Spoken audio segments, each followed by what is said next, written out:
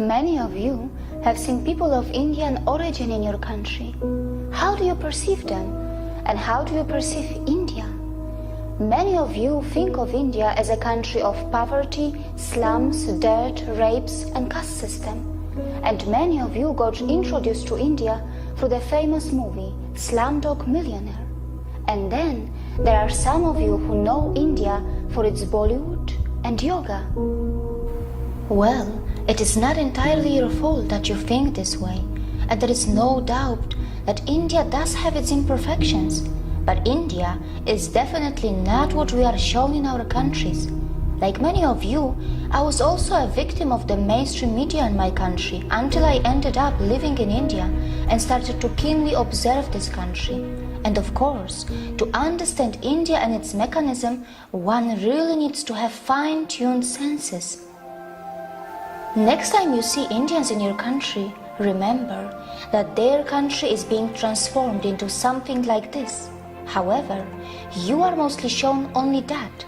And of course, many of you were never told that for many years India has been one of the fastest growing major economies of the world. Are you worried that Indians are stealing your jobs in your countries? No, you are not fully informed. Perhaps you do not know that Indians are also providing thousands of jobs in your country, and they are doing it in different parts of the world. There are more than 800 Indian companies in the UK, which employ around 110,000 people. In the USA, Indians-owned firms employ more than 600,000 employees. Have you noticed that when the media in the West talks about rapes in India, they rarely talk about the rape rate statistics, and probably it is because India is nowhere close to the Western countries in rape rate. Yes, I'm aware that while talking about rape, one must consider things like underreporting, marital rape, homosexual rape, false filing, law of rape, conviction rates, and many other factors. And that is why I sincerely recommend you to dig a bit deep into this and analyze where your own country stands before you become a victim of the mainstream or fake stream media. By the way, were you also told that the so-called developed countries do not only have a much higher rape rate, but also their citizens travel abroad to rape the citizens of poor countries? Europe, North America, Australia, New Zealand are some of the main sources of international child sex tourists who perform sex crimes in other countries. Were you also told that many Western women travel abroad to enjoy female sex tourism? And it is difficult to believe that the boys who are hired by these rich women are in some cases not underage. India has always been a multicultural society, and yes, in one way or another, discrimination may exist in India too. But wait, which country is crime-free? Is your country crime-free? Is there no discrimination in your country? India is a country where its minorities are allowed to thrive and grow in numbers and also in percentage. India is a country where many dharmic traditions like Jainism, Sikhism, Buddhism and Hinduism were born, and the people of India have even accommodated the ideologies and religions that did not originate from their own land.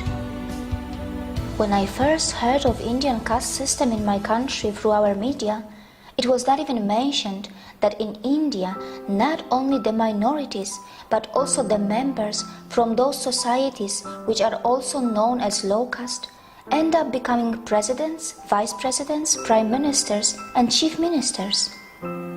Has the media in your country told you about this when they talked about Indian caste system to you? Has the media in your country also mentioned that India has already had a female president and a female prime minister? I know that in many so-called developed countries, many low-skilled immigrants from poor countries are purposely and temporarily brought to do low-class and dirty jobs. These poor people are kept in substandard conditions, and after the job is finished, they are sent back to their own countries. The developed countries make the most of their strong currencies and their own citizens shy away from doing small jobs. Well, these developed countries are so smart that they perform oppression on the humans that they import, and then later, very cleverly they dispose them. Can we call it exploitation too? Indians are extremely self-critical and they are genuinely concerned about their problems. They do have the intentions to fix their problems, and they do not shy away from talking loud against their democratically chosen governments. But you must remember that when Indians talk loud about their problems, it does not mean that they want to replace India for anything else. And it must be pointed out that Indian media has not really started ridiculing the Western countries yet, even though many Western countries love to present themselves as some kind of role models. These Western countries continue to forget that they can also easily be ridiculed for their wealth inequality, crimes, intolerance, rapes, poverty, and even hunger. Perhaps Indians are more interested in self-correction than ridiculing others. For sure, Indians know very well that tragedy is not a competition. Indians are not only providing jobs around the world, they are even feeding many hungry and poor outside India by their philanthropic work through their temples and gurudwaras. And very importantly, they are not expecting anyone to embrace Buddhism, Jainism, Sikhism, or Hinduism. There is no doubt that India does need to improve its modern waste management infrastructure, as many of its streets continue to look dirty, even though an average Indian produces far lesser waste than an average American or European. Also, the per capita emissions from India are so low in comparison to the USA or China, and Indians are nowhere close to the West when it comes to historical emissions. For all these years, you were told about the poor sanitation of India, but you were never told that Indians were also the pioneers in ancient sanitation system long before the Western countries got civilized. But of course, it shouldn't matter today. Even after 70 years of its independence, India is still not open defecation free. The government of India is running some massive scheme to build millions of toilets, and only time will tell if that is going to be enough or not. Not many people know that when it comes to defecation, some citizens in the Western countries have a strange addiction, or rather a disorder, and this is where a potential exchange can take place between India and the West. India can bring the latest sanitation system techniques from the West, and the West can benefit from the authentic yoga from India that can help those Western citizens who are suffering from such disorders or addictions. But of course, it can only happen if the Western societies are brave enough to address their embarrassing problems and not just sweep them under the rug, as it is very well known that such kind of disorders and addictions have been reflecting in the Western adult film industry as well. Not many people know that India has nuclear weapons, and it is said that India has the fourth strongest military in the world. But India does not believe in muscle flexing like China or the USA, and neither it believes in expansionism.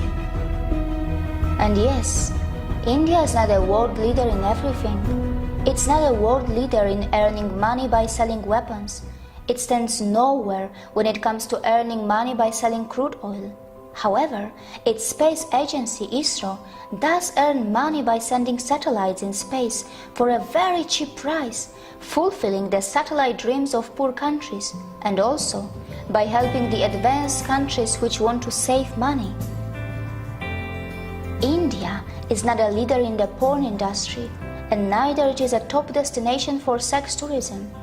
Mostly, Indians are just very simple and kind-hearted people, and only some of them know that their land was the richest in the world for thousands of years, and it was gradually pushed into poverty as it was exploited, looted, and colonized by its invaders and colonizers.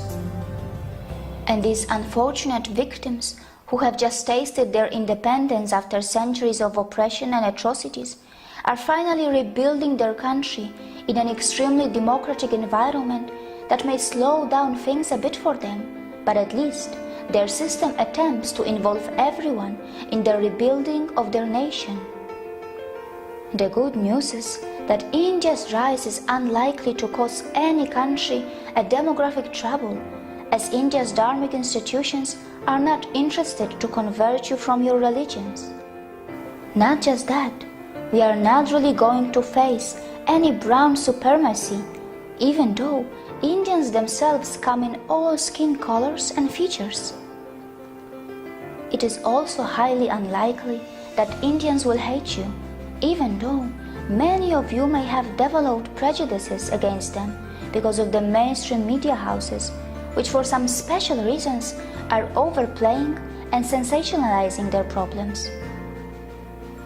Indians are gentle, accommodating, compassionate, hospitable, and yes, they do not have a fake smile. Their smiles are still very real, and most importantly, they are forgiving. Look how they even welcome the people from the land of their ex-colonizers in their country, even today. Before you comment on India, remember that the countries which were never colonized will not easily understand what it means to suffer from a post-colonial identity crisis. India may have its imperfections, and in this process of rebuilding, it will make its share of mistakes, and it will learn from them. Perhaps we also need to learn how to build a relation with Indians on equal terms, with mutual respect, without feeling superior or inferior, while focusing a bit more on ourselves to address our own embarrassing problems. See you again.